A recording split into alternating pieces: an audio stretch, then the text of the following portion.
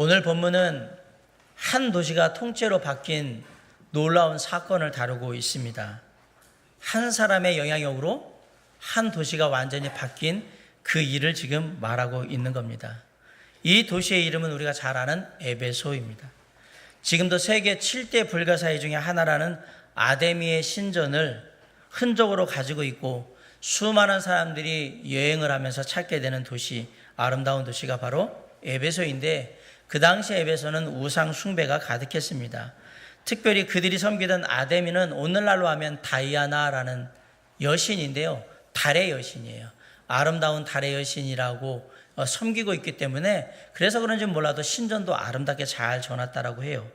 지금은 다 사라지고 그 신전의 기둥이 하나만 큰 게 남아있는데, 그 큰 돌기둥을 보면서 사람들이 생각한대요. 어떻게 이렇게 웅장한 신전을 이렇게 지을 수 있었을까? 이런 돌기둥을 세울 수 있었을까? 옛날 사람들이 그 세운 것에 대한 그런 도저히 이해할 수 없는 부분들을 통해서 세계 7대 불가사의 중에 하나가 바로 이 아데미의 신전입니다. 그런데 어느 날 이 우상의 도시에 한 남자가 찾아왔어요. 물론 아무도 이 도시에 이 남자가 찾아온 곳에 관심이 없습니다. 그런데 놀랍게도 이 사람 때문에 나중에 에베소가 통째로 다 바뀌게 됩니다. 이 남자는 에베소에 도착해서 다른 사람들이 하는 일처럼 가죽 일을 하기 시작했어요. 그런데 이 남자가 오고 불과 3년이 지나지 않아서 에베소 도시 전체가 완전히 다 바뀌게 되었다. 오늘 사건이 그 얘기를 하고 있는 겁니다. 오늘 사건에 보면 우상을 만들어 팔던 조합원들이 다 모여서, 사람들이 모여서 지금 시위를 하고 있어요. 그들은 지금까지 우상을 팔아서, 아데미 신전에서 우상을 팔아가지고 돈을 많이 벌었는데, 어느 날 듣도 보도 못한 바울이라는 사람이 와가지고 자기들한테 큰 피해를 입혔기 때문에 이 바울을 처단해야 한다, 어떻게든 해야 한다라고 생각해서 얘기한 거예요. 바울이라는 사람이 와가지고 사람의 손으로 만든 게 어떻게 신이 될 수 있느냐, 그거 믿지 말아라, 우상이다, 믿지 말아라 라고 얘기를 했는데, 놀랍게도 사람들이 그 이야기를 듣고 앞다퉈 우상 섬기기를 그치고 그리고 하나님께 돌아오는 거예요. 그러니까 어떻게 되냐면 우상을 더 이상 팔 수가 없게 된 겁니다. 그러니까 이렇게 만든 사도 바울을 잡아다가 감옥에 가둬 넣어야 한다라고 지금 시위를 하고 있는 거예요. 이 얼마나 놀라운 영향력입니까? 사도 바울은 정치적인 권력을 가진 사람도 아닙니다.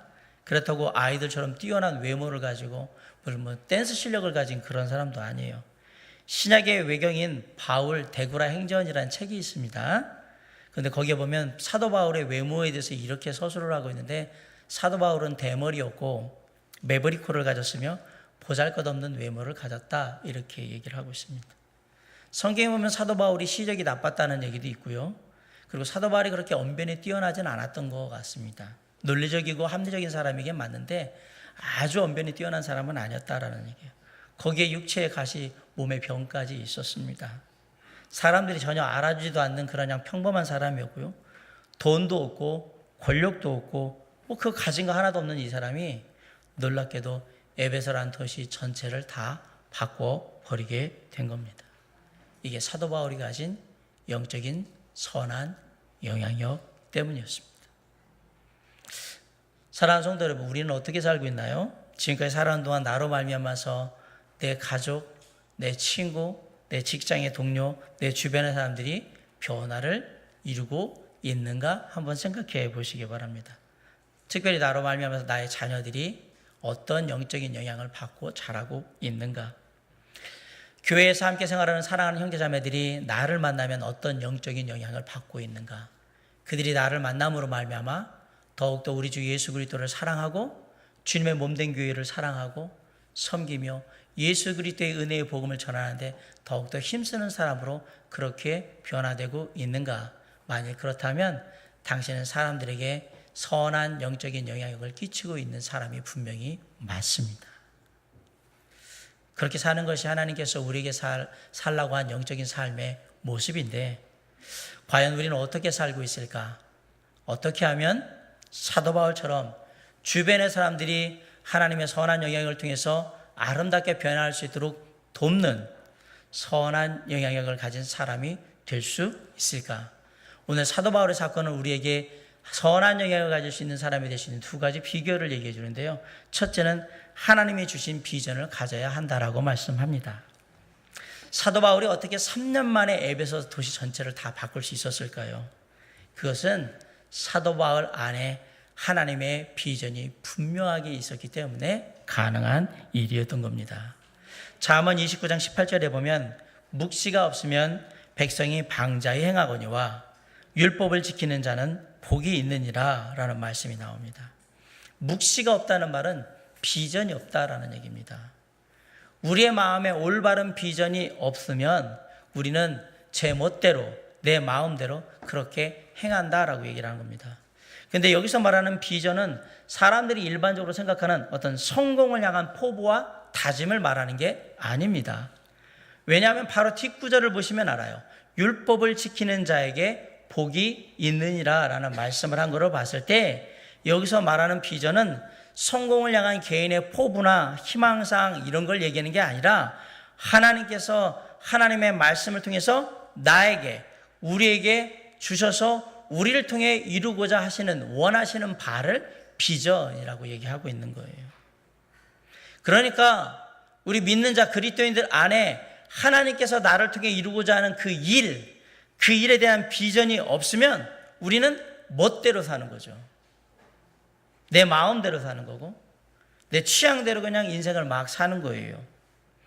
아무리 좋은 신체와 아무리 탁월한 능력을 가지고 태어났다 할지라도 하나님께서 주신 비전이 그 안에 없다면 아니면 잘못된 비전을 가지고 산다면 그 사람은 어떠한 영향력도 세상에 미치지 못하고 그렇게 살다가 갈 겁니다.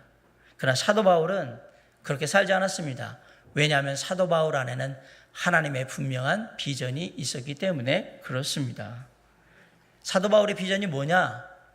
하나님이 사도 바울에게 주신 비전이 뭡니까? 이 세상에 하나님의 나라를 이루는 거예요. 우리가 주기도문의 내용에 보면 있잖아요. 하나님의 나라가 이 땅에 임하기를 바란다는 내용이 있습니다. 21절에 보세요. 이 일이 있은 후에 바울이 마게도냐와 아가야를 거쳐 예루살렘에 가기로 작정하여 이르되 내가 거기 갔다가 후에 로마도 보아야 하리라. 로마도 보아야 하리라라는 사도 바울의 말은 내가 로마에 가서 주 예수 그리스도의 복음을 전함으로 세상의 사람들이 우리 주 예수 그리스도의 은혜의 복음을 알게 하겠다는 원대한 비전이 사도 바울의 마음 가운데 있다라는 말이에요. 그래서 내가 어디를 가야 한다는 거예요? 로마에 가야 한다라고 얘기를 하는 거예요. 그런데 원래 사도 바울은 그런 사람이 아니었습니다. 예수 믿기 전에 사도 바울은 어떤 사람이었냐? 오직 율법 안에서 이스라엘만 생각했던 사람입니다. 어떻게 하면 율법의 가르침으로 온전해질 수 있을까? 어떻게 하면 율법의 가르침을 따라서 이 나라 이스라엘이 하나님의 선민으로 하나님의 택하신 백성으로 축복받는 백성이 될 수 있을까? 이것만 생각했던 사람이 누구냐? 바로 사도 바울이에요. 사도 바울에게 있어서 율법으로 볼 때 이스라엘 백성들은 하나님의 선민이요 택하신 백성으로 축복받아야 될 백성들이고 나머지 이방인들은 다 죄악 가운데 심판받고 버려져야 되는 다 못된 나라들인 거예요. 사도 바울은 오직 이스라엘만 생각했던 사람입니다. 그래서 이방인들을 함부로 다루기도 했고 더 나아가서는 율법에 따라서 여호와 하나님을 섬기지 않는다고 예수 믿는 사람들을 핍박하기도 했던 그러한 전력이 있습니다. 그런데 이 사도 바울이 다메섹 도상에서 예수님을 만나게 됩니다. 그리고 그 아라비아의 사막에 가서 3년 동안 하나님의 말씀을 묵상하고 하나님의 교제하는 가운데 삶이 바뀌어서 다시 돌아왔는데 사도 바울의 삶에 제일 먼저 바뀐 게 뭐냐? 꿈이에요. 사도 바울이 예수 믿기 전에는 꿈이 뭐냐면 율법으로 통치되는 이스라엘이 이 땅의 주인이 되는 거예요. 그런데 예수 만나고 나서 다시 돌아온 사도 바울의 꿈은 뭐냐? 우리 주 예수 그리스도의 복음이 온 세상에 전해지는, 그래서 하나님의 나라가 이 땅에 이루어지는 거예요. 비전이 바뀌었어요. 꿈이 바뀌었단 말이에요. 예수 믿는다는 것은 내 꿈이 바뀌었다라는 얘기입니다. 우리의 마음속에 있는 비전이 바뀌었다라는 얘기입니다. 예수 믿고 나서도 예수를 믿기 전에 꿈꿔왔던 세상의 축복과 쾌락이 내 삶의 비전이요 꿈이라고 생각하고 산다면 그분은 아직도 예수 믿는 게 뭔지를 잘 모르시는 분인 거예요. 마음속에 비전이 하나님이 주신 비전으로 바뀌지 않은 사람은 그 사람들이 아무리 많이 모여있다 할지라도 결코 하나님의 나라와 그분의 뜻을 이룰 수는 없는 것입니다. 왜냐하면 그 안에 하나님의 비전이 없기 때문에 그렇습니다. 그렇기 때문에 우리는 내 안에 내 꿈이 곧 하나님의 꿈이 되어야 되며 내 비전이 그 꿈이 구체적으로 실현되는 하나님의 비전이 될 수 있도록 늘 기도하고 하나님께 구해야 하는 거예요.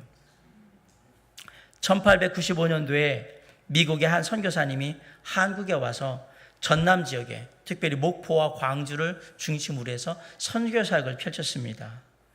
교회를 많이 설립을 하고요. 복음을 전했습니다. 목포의 정명학교, 영흥학교, 광주의 숭일학교, 수피아여고, 그다음에 광주 최초의 제중병원이라고 해서 현재 광주 기독병원을 세웠습니다. 그렇게 아내와 함께 열심히 사역을 하다가 31살의 나이에 안타깝게 젊은 나이에 이 땅에 생명을 다하고 서울의 양화진에 묻히게 됐는데요. 이 사람은 전남 지역 선교의 아버지라고 불리는 유진 벨이라는 사람입니다. 한국 이름으로 배유지라고 합니다. 그런데 이 유진 벨 선교사님에게 딸이 하나 있었는데 그 딸이 이름이 샬롯 벨이에요. 근데 이 샬롯 벨이 나중에 윌리엄 린튼이라는 인돈이라는 사람과 한국명으로 인돈이라고 하거든요. 윌리엄 린튼하고 결혼해서 전주에서 사역을 하는데 견주의 기전여고, 전주의 신흥고등학교 이런 학교들을 세우고 한남대학교의 전신인 대전대학도 세워서 이 교육사역을 하게 돼요. 그러면서 40여 년 동안 군산, 전주, 목포, 대전에서 사역을 합니다. 그렇게 사역을 했던 윌리엄 린튼의 셋째 아들이 군산에서 태어나는데 이 아들의 이름은 휴 린튼입니다. 한국말로 인휴라고 합니다. 그래서 이 휴 린튼은 하나님께서 주신 사명이 전라도의 섬지방과 벽지를 다니면서 예수 그리스도의 복음을 전하는 거라고 해서 전라도를 막 돌아다니는데 200곳이 넘는 곳에 교회를 세웠는데 그 당시 휴 린튼이 검은 고무신을 신고 다니면서 복음을 전했다고 해서 휴 린튼의 별명이 뭐였냐면 검정 고무신이었습니다. 그런데 1960년대 순천에 큰 수해가 나면서 그 수해로 인해서 이제 결핵이 퍼지기 시작했는데요. 사람들이 결핵으로 죽어가는 걸 보면서 이 땅의 사람들의 결핵을 퇴치해야 되겠다라고 해서 결핵 진료소하고 요양센터를 세워서 그래서 함께 부인과 사역을 하다가 1984년도에 휴 린튼은 죽어요. 그런데 아내는 계속해서 결핵 퇴치 사업을 하다가 또 94년에 은퇴를 합니다. 이 휴 린튼의 둘째 아들이 누구냐면 스티브 린튼입니다. 인세반이라고 하는 이름의 한국 이름을 갖고 있는 전남 순천에서 태어났는데요. 이 스티브 린튼은 1979년도에 평양에서 있던 제35회 세계 탁구 선수권대회 평양, 북한을 방문하게 돼요. 그런데 그 북한을 방문하는 가운데서 북한의 사람들이 배고픔에 시달리고 그리고 결핵에 시달리는 모습을 보면서 이들의 배고픔과 결핵을 하나님의 비전을 가지고 해결해야 하는데 내가 쓰임받아야 되겠다라는 사명을 가지고 다시 돌아오게 됩니다. 그리고 나서 그 비전을 1995년도에 한국 선교사역의 유진벨이 선교사가 왔던 100주년을 기념해서 재단을 설립하는데 그 재단이 바로 유진벨 재단이에요. 그래서 1996년에 북한의 재해로 인해서 식량난을 들을 때 식량 보내기 운동을 하고요. 97년, 98년에는 어떤 일들을 하냐면 평양 그 근교에 있는 결핵병원들의 엑스레이 이동 검사하는 거하고 결핵약 이런 것들을 보면서 결핵 퇴치 사업을 하는데 힘쓰면서 계속해서 그 사업을 지속해 옵니다. 그리고 2007년부터는 뭘 하기 시작하냐면 북한 사람들이 가장 심각하게 생각하는 보건 문제가 뭐냐면 다제내성 결핵이라는 걸 앓고 있어서 그 다제내성 결핵을 퇴치하는 일을 하고 있습니다. 다제내성 결핵이라는 건 뭘 말하냐면 그 어떤 약을 써도 결핵이 잘 퇴치되지 않는 내성이 아주 강한 결핵에 걸려 있는 거예요. 그래서 그거는 보통 2년 정도 치료 기간이 걸리는데 우리나라에서도 그 다제내성 결핵을 치료하려면 보험 청구해도 5천만 원 정도의 돈이 들어요. 근데 북한에서는 500만 원 정도 돈이 들어서 그 일을 하는 사역들을 하고 있어요. 지금까지. 작년 한 해마다 33억 원 정도를 그 다제내성 결핵을 퇴치하는 일을 위해서 사용한 거로 되어 있습니다. 중요한 것은요. 유진벨이라는 한 사람이 조선이란 땅에 하나님의 비전을 가지고 와서 복음을 전하기 시작했는데 그게 1대, 2대, 3대, 4대를 거쳐서 계속해서 이 땅에서 이루어지더니 그 복음의 영역이 확장돼서 북한으로까지 마침내 가게 되었다는 사실이에요. 지금도 그 어떤 일이 있어도 유진벨 재단은 북한을 자유롭게 왕래를 해요. 왜냐하면 이 시간들이 오랜 시간 동안 영혼들을 돌보는 시간들을 했기 때문에 그렇게 하고 있습니다. 하나님의 비전이 살아있으니까 하나님의 일들을 이루면서 나아갈 수 있었던 겁니다. 예수님의 제자들을 처음 만났을 때요, 예수님의 제자들의 마음속에 있었던 비전은 딱 하나입니다. 예수님이 잘 돼서 나도 뭐 하나 크게 좀 하면 좋겠다. 이게 제자들의 꿈이요, 비전이에요. 그래서 어느 날 식사 자리에서 예수님에게 얘기합니다. 예수님, 혹시 시간 지나서 예수님께서 이 나라의 정권을 잡으시거든, 높은 자리에 권력자로 올라가시거든, 저는 좌측에 앉고요, 내 동생은 우측에 앉아주시게 좀 해주세요 하고 어머니를 동원해서 로비를 하기 시작하는 거예요. 제자들의 꿈은 뭐냐? 이 땅에서 예수님을 통해서 한번 멋지게 살아보는 거예요. 누리면서 이 바닥 인생 청산하고 한번 멋지게 살자. 그런데 그 꿈이, 그 비전이 일순간에 산산조각이 납니다. 왜? 예수님이 십자가에 달려서 돌아가 버리셨거든. 죽어버리셨어요. 제자들이 얼마나 충격을 받았을까? 말할 수 없는 충격을 받습니다. 내 인생의 마지막 한 방이었는데, 내 인생을 완전히 바꿀 수 있는 정말로 마지막 기회였는데 이분이 죽어버렸어요. 그래서 예수님에 대해서 너무너무 실망하면서 고향으로 돌아가서 각자 원래 하던 일들을 합니다. 그런데 어느 날 부활하신 예수님이 그 제자들 앞에 나타납니다. 그런데 그때부터 제자들이 완전히 바뀌기 시작합니다. 부활하신 예수 그리스도를 만난 제자들이 그 삶이 완전히 바뀌기 시작해요. 예수님이 잡혀가실 때 그때는 도망가고 비굴하게 숨기 바빴던 이 제자들이 이제는 목숨을 걸고 예수 그리스도의 십자가의 은혜의 복음을 전하는 일을 하기 시작하더라는 얘기예요. 원래는 나 하나 잘 먹고 살자는 생각밖에 없었고, 우리 가족 잘 먹고 잘 살자는 생각밖에 없었고, 조금 더 나가면 내가 아는 사람 잘 됐으면 좋겠다, 이렇게 생각하는 것이 꿈이요 비전이었는데 이제 그게 아니에요. 세상을 바라보고 세상에 있는 영혼들을 바라보기 시작하는 거예요. 더 놀라운 것은 이 제자들이 이곳저곳 온 세계를 다 돌아다니면서 주 예수 그리스도의 복음을 전하기 시작했다는 사실입니다. 더 놀라운 사실은 제자들이 그렇게 한 지 100년이 지나지 않아서 예수 그리스도의 은혜의 복음이 세상에 퍼지기 시작했다는 얘기예요. 뭐가 이걸 가능하게 했느냐? 제자들의 마음속에 부활하신 예수 그리스도를 통해서 비전이 살기 시작했던 거예요. 나 하나 잘 먹고 잘 살고 우리 가족 잘 되고 내가 아는 사람들 축복받는 그러한 비전이 아니라 우리 주 예수 그리스도의 은혜의 복음으로 말미암아 이 땅의 모든 사람들이 하나님의 은혜와 축복을 힘입고 함께 하나님의 나라를 세우고자 하는 비전이 그들 안에 꿈틀대기 시작했다는 사실이에요. 그러자 그 비전을 가지고 선한 영향력을 끼치기 시작했다는 사실입니다. 우리의 마음속에도 꿈이 있습니까? 여러분은 무엇을 꿈꾸십니까? 하나님이 주신 비전은 뭡니까? 저와 여러분 마음 가운데 어떤 비전을 담고 있습니까? 정말로 이 땅의 사람들을 우리 주 예수 그리스도의 은혜의 복음으로 돕고자 하는 그런 선한 영향력을 꿈꾸십니까? 그리고 선한 영향력을 가진 나로 말미암아 이 땅에 나로부터 하나님의 나라가 이루어지는 그 놀라운 비전을 가지고 계십니까? 혹시 그런 하나님의 비전이 내 가슴속에 아직도 꿈틀대고 있지 못하다면 지금 이 시간 하나님께 기도함으로 말미암아서 주여 제게 주님의 비전을 주시옵소서. 저를 통해 이룰 하나님의 일을 저에게 허락해 달라고 간절히 구하시며 선한 영향력을 준비함으로 하나님께 쓰임받는 저와 여러분이 될 수 있기를 주님의 이름으로 간절히 축원합니다. 우리의 삶이 선한 영향력을 끼치는 삶이 되려고 하면 먼저 하나님의 선한 비전, 놀라운 비전이 우리 가운데 분명히 있어야 한다고 제가 말씀을 드렸습니다. 아울러서 우리의 삶을 통해서 선한 영향이 사람들에게 끼쳐지려면 두 번째로 어려움 속에서도 영혼들을 사랑하는 일을 계속하셔야 합니다. 본문 21절에 보면 사도 바울이 세계 복음화의 비전을 가지고 있었는데 놀랍게도 바울이 로마로 바로 가지 않고 예루살렘으로 가려고 하는 것을 보게 돼요.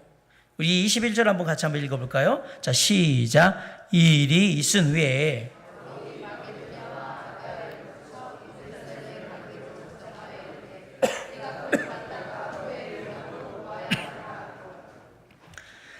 왜 사도 바울은 로마로 직행하지 않고 예루살렘에 가기를 작정했을까? 그 이유가 본문에는 나와 있지 않아요. 그런데 고린도전서 16장을 잘 읽어보면 그 이유가 뭔지를 알 수 있습니다. 사도 바울이 예루살렘으로 먼저 가기를 원했던 이유는 딱 하나입니다. 왜? 그 당시 예루살렘에 큰 기근이 나가지고 많은 사람들이 배고픔에 허덕이고 있었어요. 고통스러웠어요. 예루살렘 교회 성도들도 힘든 시간들을 보내고 있었어요. 그래서 사도 바울은 생각했어요. 이들이 기근으로 인해서 고통당하고 있으니까 내가 가서 위로해줘야 되겠다. 그러면 그런 상황이라면 빨리 예루살렘으로 가야 되지 않습니까? 그런데 예루살렘으로 바로 가질 않아요. 마게도냐와 아가야를 거쳐서 예루살렘으로 가게 돼요. 왜? 빨리 가서 위로해주고 격려해줘야 될 텐데 왜 사도 바울은 예루살렘으로 바로 가지 않고 마게도냐와 아가야를 들러서 예루살렘으로 가려고 했을까? 그 이유는 간단합니다. 바로 구제연금 때문에 그렇습니다. 사도 바울은 미리 자기 제자 중에 두 사람 디모데와 에라스도를 먼저 마게도냐와 아가야로 보냅니다. 그리고 거기서 교회들을 다 돌아다니면서 지금 예루살렘에 이런 형편의 상황들이 벌어졌으니까 우리가 돕자. 예전에는 예루살렘 교회가 우리를 돕지 않았냐? 이제 우리가 도와줘야 될 때가 됐다라고 해서 뭘 했냐면 구제원금을 모으기 시작한 거예요. 그런데 이걸 한 주간 모은 게 아니라 9개월에 걸쳐서 구제원금을 모읍니다. 9개월 동안 마게도냐와 아가야에 있는 그 많은 교회들을 다 돌게 해서 그곳에서 구제원금을 걷어서 이제 그것을 가지고 어디로 가려고 하냐면 예루살렘으로 가려고 하는 거예요. 사도 바울이 얼마나 예루살렘에 있는 영혼들을 사랑했는가를 보시면 알아요. 그냥 마음으로만 사랑하는 게 아니라 직접적으로 그들에게 사랑을 표현하고 싶었던 거예요. 사도 바울은 영혼들을 정말 사랑했습니다. 그래서 데살로니가전서 2장 7절에는 이러한 사도 바울의 마음을 이렇게 표현합니다. 우리는 그리스도의 사도로서 마땅히 권위를 주장할 수 있으나 도리어 너희 가운데서 유순한 자가 되어서 유모가 자기 자녀를 기름과 같이 하였다라고 되어 있어요. 유모가 자기 자녀를 기름과 같이 내가 영혼을 돌봤다라고 얘기해요. 유모는 젖먹이 아기를 자기 젖을 다 내주고 젖먹이 아기의 모든 것들을 다 돌봐주는 부모입니다.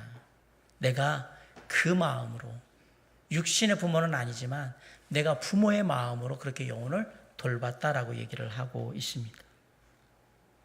우리에게도 이런 사랑이 있어야 그래야 선한 영향이 끼쳐지는 거예요. 정말 내가 유모와 같은 마음으로 영혼을 돌보는 부모와 같은 마음으로 내 모든 것들을 희생해서 함께하고자 하는 그러한 사랑이 있을 때 우리의 삶에 하나님의 선한 영향력이 펼쳐지기 시작한다는 사실이에요. 그런 마음을 가져야 자녀들을 향해서 남편이나 아내, 그 다음에 내가 전도할 사람들, 내 주변의 친구, 내 주변의 동료, 이웃들에게 이러한 하나님의 사랑으로 우리가 나아갈 때 마침내 선한 영향력이 그곳에서 생기게 된다는 사실이에요.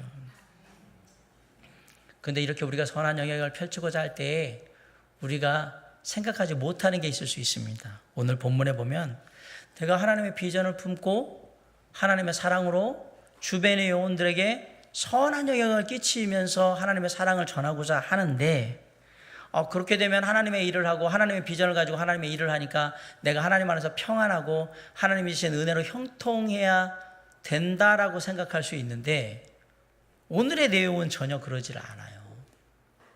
놀랍게도 평안과 형통이 임하는 것이 아니라 거기에 다툼이 일어났고 거기에 어려움이 생겼어요. 23절에 보세요. 그때쯤 되어 이 도로 말미암아 적지 않은 소동이 있었다라고 얘기를 하고 있습니다. 여기서 말하는 적지 않은 소동이 뭘까? 오늘 내용은 그 내용이에요, 사실.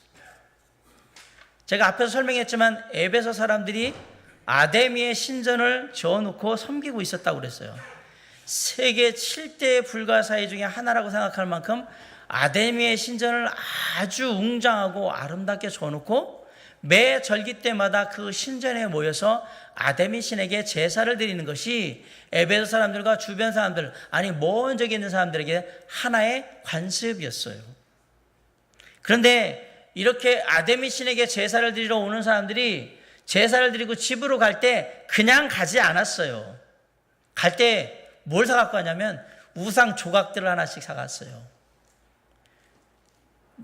그 아데미 여신을 조각한 그 조각들을 하나씩 사갔단 말이에요. 라오스에 가면 대부분의 집에, 베트남, 라오스, 캄보디아 다 그렇습니다. 대부분의 집에 그 상에 뭐 부처상이 있든지 무슨 이상한 그 형상들이든지 다 있습니다. 그들이 그것을 섬긴다라는 얘기를 하는 겁니다. 마찬가지로 이 아데미의 신전에 제사 지내러 왔던 사람들도 다 갈 때 이런 걸 하나씩 사가지고 가는 거예요.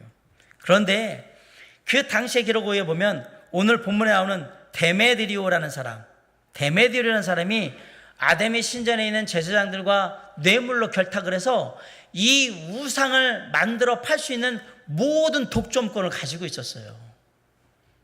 그러니까 이 우상을 만들어 파는 거는 아무나 만들어 팔 수 있는 게 아니고 아무데나 팔지도 않아요. 자, 그러면 장사가 너무너무 잘 되겠죠. 왜냐하면 한 곳에서만 한 사람이 파니까. 자, 이렇게 되면 파는 데가 한 곳이니까 부르는 게 값이 되는 거예요. 그런데 그럼에도 불구하고 수요를 공급이 해결을 해주지 못한 거예요. 너무 많이 사러 오니까 안 되겠다, 야, 이러면 안 되겠네. 그래서 이제 사업을 하게 됩니다. 투자자들을 모집을 하는 거죠. 프랜차이즈를 했단 말이에요, 소위 말하면. 나하고 같이 이거 만들어서 내가 권한을 갖고 있으니까 나한테 그 수수료 내고 이거 같이 할 사람 모여라 그랬더니 이렇게 모인 거예요. 그렇게 모여서 우상을 만드는 일을 하는 조합에만 약 2,000명 정도 되는 사람들이 모였던 거예요. 놀랍게도 2,000명이 우상을 팔았는데 이들이 다 부자로 잘 삽니다. 엄청 장사가 잘 됐다는 얘기입니다. 그런데 이름도 성도 모르는 한 남자가 와가지고 에베소에 들어온 지 3년 만에 사람의 손으로 만든 건 신이 아닙니다. 우리가 손으로 만든 게 어떻게 신이 될 수 있겠습니까? 우리가 신을 만드는 게 아니라 신이 우리를 만들었습니다. 우리를 만드신 그 신의 이름은 바로 하나님이십니다. 그러니까 우상을 섬기지 마세요 하고 이 에베소 사람들한테 막 얘기한 거예요, 이 남자가. 근데 그 영향력이 얼마나 컸던지 3년 만에 사람들이 우상을 다 버리기 시작하고 이제 아데미의 신전에 와도 이 우상 조각을 사가지 않는 거예요. 거기다가 집에 가져갔던 우상 조각들을 갖다 다 내버리면서 불태우기 시작했다는 사실이에요. 당연히 우상을 조각해서 만들어 팔던 사람들이 장사가 됩니까? 안 됩니까? 안 되겠죠. 장사가 안 되니까 어떡합니까? 열받죠. 화가 나죠. 지금까지 잘 먹고 잘 살았는데 이 듣보잡 바울이라는 녀석이 와가지고 이런 얘기 해가지고 망하게 됐다. 지금 그 얘기잖아요. 우리가 이 바울 때문에 우리의 영업이 27절에 보세요. 우리의 이 영업이 천하여질 위험이 있을 뿐 아니라 이게 뭐예요? 우리 망하게 됐다 이제. 우리 이제 길바닥에 나앉게 됐어 얘 때문에. 그리고 뒤에 뭐 아데미 신의 뭐 위험이 깎인다 뭐 얘기하잖아요. 그 얘기는 뭐냐면 이제 우상을 숭배 안 하게 되면 아데미 신이 더 이상 필요하지 않은 거죠. 이거 큰일 났다. 그럼 어떻게 해야 되냐? 이제 우리가 실력을 행사할 때가 왔다. 그럼 뭐 해야 돼요? 데모를 해야 되죠. 시위를. 그래서 사람들을 모은 거예요. 사람들 모았어요. 고소하고 바울을 고소하고 이제 그리고 뭔가 실력 행사를 하겠다라고 해서 모였어요. 그리고 잡히면 가만 안 둬. 그리고 돈 있는 사람들이다 보니까 군중들을 모았어요. 다 모았어요. 그래서 그 군중들을 엄청나게 많이 모은 거예요. 수만 명이 모인 거예요. 뭔가 될 것 같았죠. 근데 여기서 재미난 일이 벌어집니다. 32절을 한번 보세요. 사람들이 외쳐 어떤 이는 이런 말을 어떤 이는 저런 말을 하니 모인 무리가 분란하여 태반이나 어찌하여 모이는지 알지 못하더라. 돈 받고 모이면 항상 이 모양 이 꼴이 되는 거예요. 왜 모였는지 몰라. 몰라. 난 돈 주고 여기 가라고 해서 몇 시까지 가라고 해서 그냥 왔어. 이렇게 된 거예요. 근데 어떤 사람이 아데미 그러면 와데미 몰라. 왜 아데미 몰라. 뭐 저 사람들이니까 아데미 이러고 있는 거예요. 돈 받고 왔으니까 뭐신 거죠. 그리고 2시간 동안 뭐 했어요? 아데미를 계속 외치면서 아데미 외쳤는데 왜 외치는지를 몰라요. 뭐 때문에 모여있는지도 모르고 왜 외치고 있는지를 몰라요.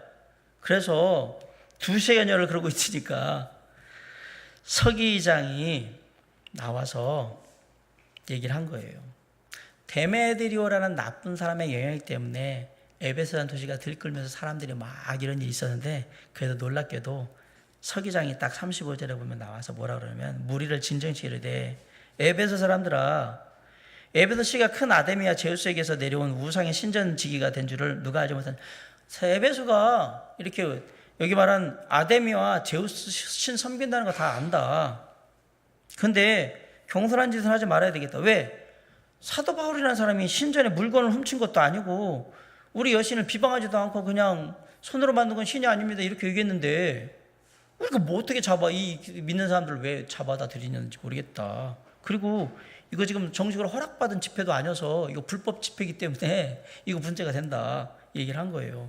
그러면서 뭐라면 40절에 오늘 아무 까닭도 없는 이 일에 우리가 소요 사건으로 책망받을 위험이 있고 아무 까닭도 없는 왜 모였는지 그 이유도 모르는 일에 이렇게 모였으면 되냐라고 얘기를 한 거죠. 쉽게 얘기하면 뭐 때문에 모여가지고 이렇게 소리치고 있는 건데요? 그랬더니 모르겠는데요. 그냥 뭐 모이는 거 아니었어요? 뭐 가라고 하니까 그럼 집에 가셔야죠. 네, 집 다 흩어진 거예요. 큰일이었는데 예루살렘에 에베소에 복음을 전하는 일로 해서 큰일이 일어난 건데 그냥 위아무에 이렇게 되고 다 없어져 버린 거예요. 근데 놀라운 사실은 이 엄청난 소요 사태가 일어날 때에 사도행전 20장 1절을 보세요. 소요가 그침에 바울은 제자들을 불러 권한 후에 작별하고 떠나 마게도냐로 가니라 라고 되어 있습니다. 자, 소요가 있을 때 사도 바울은 어디에 있었다는 얘기입니까? 에베소에 있었습니다. 그 엄청난 시위가 벌어진 에베소에 그대로 있었다라는 사실입니다. 여기 지금 데메드리오와 함께 그 따르는 무리들이 사도 바울 잡아서 죽인다고 가만 안 둔다고 기세가 등등해서 사람들 모으면서 막 집단으로 지금 시위를 하고 있는데 이 연락이 왔어요. 사도 바울을 잘 아는 사람한테 지금 그쪽에 가시면 안 되고요. 얘기했겠죠. 이왕이면 빨리 에베소를 좀 벗어나시면 좋겠습니다. 안전하게 라고 얘기를 했겠죠. 그런데 그러지 않은 거예요. 그러지 않은 거예요. 그 자리를 지켰던 거예요. 그리고 그 소동이 다 끝나고 나서 정리가 되자 이제 제자한테 얘기하고 그리고 마게도냐로 떠난 겁니다. 사도 바울은 에베소의 영혼들을 사랑하기 때문에 그 위험을 감수하면서 그곳에서 자리를 지키고 있었던 겁니다. 사도 바울이 이런 사람이니까 선한 영향이 끼쳐지는 거예요. 뭔 일 있다고 자리를 비우고 뭐 있다고 도망가고 그랬다 그러면 이런 사역이 이루어지지 않았겠죠. 북한에서 사역을 하고 계시는 우리 차로수 선교사님이 북한에 가서 일을 하실 때에 2011년에 김정일 위원장이 죽습니다. 북한 그 담당자가 보위부 직원이 갑자기 지금 이제 사망 소식이 있으니까 지금 상황이 어떻게 돌발할지 모르니까 당신 미국인이니까 빨리 중국 쪽으로 나가라고. 북한에 계셨거든요. 나가라고. 위험합니다. 어떤 일이 벌어질지 모릅니다. 예, 목숨을 보장할 수가 없습니다. 왜냐하면 국가 지금 전시 상태나 마찬가지잖아요. 김정일 위원장이 죽었으니까 최고도저가 죽은 거기 때문에. 알았다 라고 전화를 끊고 아침에 제일 먼저 간 곳이 어디냐? 그 시청에 가서 부시장을 만나가지고 당신네 최고 지도자가 사망을 했기 때문에 되게 마음 아프고 슬플 텐데 얼마나 힘드냐. 내가 이 나라와 이 나라의 백성들을 위해서 하나님께 기도할 거니까 힘내라고 그러신 거예요. 북한 고위 당국자한테. 그랬더니 그 북한 고위 당국자가 뭐라 했냐면 고맙다고 기도해달라고. 나오셨어요? 그리고 집에 가셨냐? 아니요. 인민보위부를 간 겁니다. 보위부를 가서 지금 그러면 우리를 국정원 같은 데를 간 거예요. 가서 거기 최고 책임자한테, 그 지역의 최고 책임자한테 똑같이 당신네 지도자가 죽었는데 얼마나 마음이 아프고 슬프냐. 나도 마음 아프다. 내가 이 나라와 이 백성들을 위해서 하나님께 기도하겠다. 지켜달라고. 그랬더니 그 보위부 최고 책임자가 뭐라 그러잖아요. 정말 고맙다고. 꼭 기도해달라. 이 이야기를 아이비 선교사님이 들었는데 아이비 선교사님이 뭐라고 그랬냐면 그때 얘기를 하면서 영어로 그랬어요. Are you crazy? 너 미쳤냐고. 친구거든요. 미친 거죠 이거 맞죠? 근데 차로수 선교사님의 대답이 정말 대단했어요. 나는 북한의 영혼들을 사랑해서 북한에 사역을 하러 간 사람이고 그 어떤 일이 있어도 나는 그곳에서 북한 영혼들을 돌보다 거기서 죽을 거다. 지금도 그러시거든요. 내 평생의 소원이면 북한에서 사역하다 북한에서 죽는 게 소원이라고 하세요.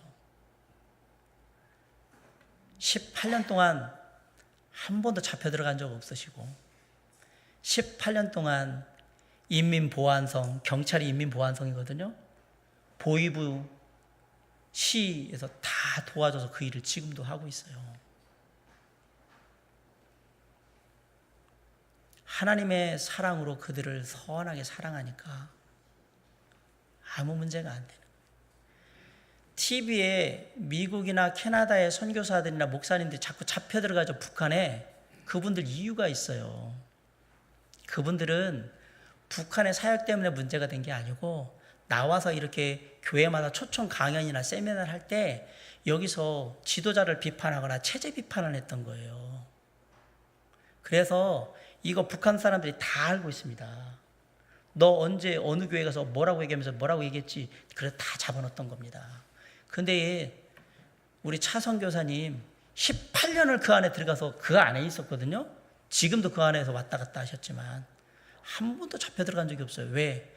그분은 한 번도 북한을 비방하거나 체제를 비판하거나 북한 사람들을 멸시하거나 천대하거나 무시한 적이 없어요.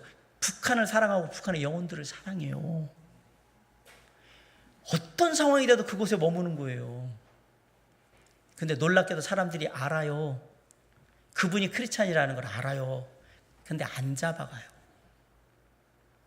직원들이 아프면 직원들을 위해서 기도해 주겠다고 그래서 기도해줘요. 병 낫게 한다고.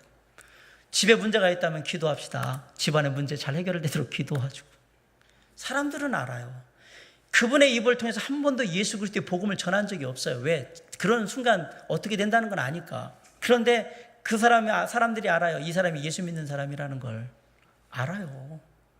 어느 날 길을 가는데 북한 사람 한 사람이 쭉 오더니 길을 가고 있는데 옆에서 딱 나도 예수 믿습니다. 딱 얘기하고 가더래요. 북한의 지하교회에 있는 분인 거예요. 나도 예수 믿는다고. 이분이 크리스찬이라는 걸 알고 있는 거예요. 그 동네에서는 이분이 크리스찬이라는 거. 영혼을 사랑하는 가운데 선한 영향력이 펼쳐지는 겁니다. 어렵다고 그것을 피하면 하나님의 선한 영향력이 나오지 않습니다. 어느 조그만 시골 마을에 두 분의 집사님이 있었는데 두 분 집사님이 친구였어요. 한 분의 이름은 맹 집사님이라고 부르고 한 분은 임 집사님이라고 부르는데 임 집사님은 중풍을 맞아가지고 사지가 마비돼가지고 걸을 수가 없으니까 늘 누워 있었던 거예요. 친구인 맹 집사님이 예배를 드리고 오면 주일날 주보를 가져와서 임 집사님 집에 가서 오늘 이런 일이 있었고 누가 어떻고 얘기하면서 목사님이 무슨 말씀을 전했고 늘 그렇게 얘기할 때 임집사님이 그 얘기를 다 들으면 항상 하는 얘기가 있었어요. 나도 한 번만 교회 가서 예배드리면 참 좋겠다. 늘 그 얘기를 하는 거예요. 수요일날 예배드리고 와서 또 얘기해주면 또 나도 예배드리고 싶다고 얘기하고 이러는데 어느 순간에 맹집사님의 마음 가운데 소원이 하나 생겨서 주님, 제가 정말 가난해서 휠체어를 살 돈이 없는데 정말 여력이 되면 휠체어를 하나 사가지고 그래가지고 우리 임집사님 늘 예배 내가 휠체어 태워가지고 예배 함께 드리면 좋겠다고 기도했는데 교회 성도들이 그걸 알게 된 거예요. 그래가지고 성도들이 헌금을 해가지고 휠체어를 하나 사줬어요. 정말 뛸 듯이 기쁜 마음으로 가서 이제 예배 때마다 주일날 이게 임집사님을 친구를 태워가지고 그러고서 예배드리고 같이 옆에 앉아서 예배드리고 다 하고 그러고 다시 오고 이렇게 하니까 너무너무 기뻤어요. 주일날 오전 예배드렸죠. 저녁 예배드리고 수요일날 예배드리고 모임 있을 때마다 하고 늘 그렇게 휠체어로 태워서 드렸는데 처음엔 정말 기쁘고 내가 뭔가 큰 일을 하고 있다는 그런 생각이 막 들었거든요. 그러더라면 이게 형제를 사랑하는 겁니다라고 뭐 좀 깨알 같은 간증도 하고 이게 바로 형제 사랑입니다. 뭐 하나님의 마음으로 사랑하면서 돌보고 있습니다. 뭐 이런 얘기하고 막 그랬는데 놀랍게도 어느 순간부터 짜증이 나기 시작하는 거예요. 비가 와서 비 맞으면서 교회에 가려니 짜증나고 시골길 울퉁불퉁 길을 언덕배기로 올라가서 이렇게 밀고 가려니 짜증나고 왜 이렇게 또 친구는 무거워 이거 작작 먹지 그럼 또 짜증나고 자꾸 짜증이 나는 거예요. 교회라는 게 또 그냥 주일날 예배만 한번 딸랑 드리면 되는데 오전에도 가자 그러고 또 갔다가 저녁에도 가자 그러고 수요일로 가자 그러고 모이면 가자 이거 그냥 한 번만 주일날 그냥 가서 예배 드리면 좋겠는데 짜증이 막 나기 시작하고 그러더니 미워지면서 무슨 생각이 들냐면 빨리 죽지. 그래 내가 일을 그만둘 텐데. 마음은 그런데 사람들은 맹집사님의 이런 마음을 모르고 무슨 생각을 하냐면 정말 교회 사람들이 칭찬을 하자. 우리 맹집사님 정말 영혼을 사랑하는 형제를 사랑하는 정말 모범이 되시는 분이라고. 맹집사님 보면 늘 정말 돈 본받기 원하고 도전이 된다고. 마음은 정말 지옥 같은데. 그러고 있는 그런 가운데 어느 날 주일날 아침에 그날도 어김없이 친구인 임집사를 태우고 그리고 교회를 향해서 이렇게 휠체어를 끌고 가는데 교회 앞에 작은 슈퍼가 있었어요. 구멍가게가 있었는데 거기에서 교회 안 다니는 마을의 아저씨들이 모여가지고 막걸리를 막 먹고 있으면서 그중에 한 분이 뭐라 그러면 저 사람은 완전 천사야. 예수 안 믿으면 어떻게 저런 일을 해? 이렇게 얘기를 한 거예요. 그 얘기를 듣는 순간 예배당까지 친구를 끌고 오면서 너무 부끄러운 거예요. 내가 영혼을 사랑한다고 얘기하고 그를 섬기겠다고 마음 먹었지만 그동안 그 마음속에 갔던 어떤 것들이 엄청나게 막 생기면서 그리고서 예배당 안에 친구를 들여보내주고 예배당 안을 못 들어가는 거예요. 잠깐 들여보내주고 예배당 문 밖에 서 있는 차마 이곳을 못 들어가겠는 거예요. 내가 정말 저 친구를 사랑했던가 정말 하나님의 마음으로 내가 하려고 했던가 거기에 무릎 꿇고 기도합니다. 하나님 저를 용서해 주시옵소서. 제가 사랑하는 친구를 사랑하지 못했습니다. 이제 주님께 기도합니다. 제가 끝까지 사랑하길 원합니다. 그리고 이 일 제가 죽을 때까지 감당하겠습니다. 주님 사랑합니다. 그리고 그 일을 계속해서 기쁜 마음으로 감당했다고 합니다. 영혼을 사랑한다는 것은요, 때때로 우리에게 어려움을 당할 때 쉽지 않은 일이 될 수 있어요. 내게 이런 형편이 생겼으니까 이제 그만해야 돼. 저런 문제가 생겼으니까 내가 그만해야 돼. 이런 것 때문에 내가 할 수 없게 되고. 사도 바울은 목숨을 잃을 수 있는 그 상황 속에서도 에베소의 영혼들을 사랑했고요. 그리고 그들을 위해서 최선을 다했습니다. 아울러 이전에 자신을 도와줬던 예루살렘의 성도들이 어려움 당할 때 기꺼이 그 어려움을 해결해 주는데 마음을 다하는 것을 보게 됩니다. 선한 영향을 끼치는 삶을 살기를 원하십니까? 어떠한 어려움 속에서도 영혼을 사랑하는 것을 멈추시면 안 됩니다. 그것이 하나님의 마음이기 때문에 그렇습니다. 사랑하는 성도 여러분, 저와 여러분은 지금 어떤 영향력을 펼치면서 세상을 살고 있습니까? 우리가 얼마를 살았든 간에 우리가 살 날은 그렇게 많이 남아있지 않습니다. 20년 살았다고 해서 살 날이 많이 남았다고요? 잠깐 있다 갑니다. 40년 살았으니까 그래도 한 40년 남았겠지? 아무도 모릅니다. 70년 살았으니까 이제 끝나겠구나. 중요한 건 얼마를 살았냐가 중요한 게 아니라요. 지금 내 인생에서 내가 어떻게 살고 있느냐가 중요한 겁니다. 나는 정말 하나님의 비전을 가지고 하나님이 주신 그 사랑으로 영혼들을 사랑하며 선한 영향을 끼치는 삶을 살고 있는가? 아니면 알고 있음에도 그런 삶을 살지 못하고 그냥 그렇게 하루하루 살고 있는가? 그걸 깨닫는 게 중요하단 말이에요. 그리고 그걸 깨닫는 순간이 시작인 거예요. 사랑하는 성도 여러분, 다 지나간 인생 얘기에서 뭐 중요합니까? 지나간 거 이제 별 의미 없습니다. 그거 끄집어내봐야 마음만 아프고 후회만 되죠. 예, 이건 뒤로 하십시오. 오늘 지금부터 시작입니다. 주님, 제가 선한 영향력을 끼치는 삶을 살길 원합니다. 제 안에 하나님의 비전을 주시옵시고 어떤 상황 속에도 사랑하는 영혼들 제가 절대 그 손을 놓지 않도록 하나님의 사랑으로 저를 붙들어 주시옵소서. 그러므로 세상의 영혼들이 나를 통하여 우리 주 예수 그리스도 하나님을 바라보며 그분의 복음을 깨닫고 그분을 통해 세움받는 선한 영향력을 끼치는 사람이 되게 해 주시옵소서. 내 가족들부터, 내 이웃들부터, 내 동료들, 내 친구들까지, 그리고 더 나아가서 내가 아는 모든 사람들에게 하나님의 선한 영향을 끼침으로 말미암아 그들이 주님을 알게 하시고 주님을 믿게 하고 주님 앞에 세움받을 수 있도록, 그래서 이 땅에 하나님의 놀라운 은혜가 편만하여서 마침내 하나님의 나라가 이루어지도록 저를 통해 하나님의 선한 영향력을 펼쳐 주시옵소서. 이 기도가 오늘 저와 여러분이 하나님의 말씀을 깨닫고 주님께 겸손히 드리는 마지막 기도가 될 수 있기를 주님의 이름으로 간절히 축원합니다. 기도하시겠습니다.